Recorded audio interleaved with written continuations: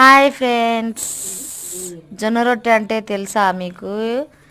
ఇదిగోండి, మేమైతే డైలీ జొన్న రొట్టె చేస్తారు మా వాళ్ళంతా.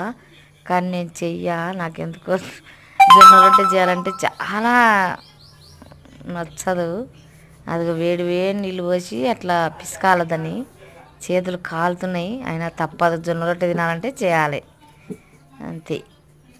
అట్లా చేసి చపాతీ కర్రతైనా చేస్తారు, లేకపోతే చేతైనా తడతారు. కానీ మేము లేదు, నేను కూడా ఫస్ట్ చేతనే కొట్టేదాన్ని, కానీ ఇప్పుడు చపాతీ కర్రతో చేస్తున్నాను. అట్లా కొంచెం కొట్టి తర్వాత చపాతీ కర్రతో స్టార్ట్ చేస్తా. సన్నగా మన చపాతీలాగా అవుతాయి, మంచిగా ఉంటాయి. చేతులు నొప్పిటు ఏం లేదు, తర్వాత నేర్చుకున్న అట్లా.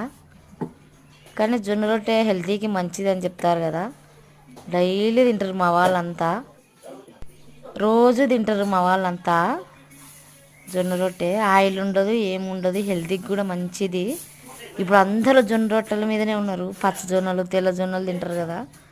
పచ్చ జొన్నలు చేదు ఉంటాయి జొన్న రొట్టె, కానీ తెల్ల జొన్నలే మేము ఎక్కువ వాడతాము.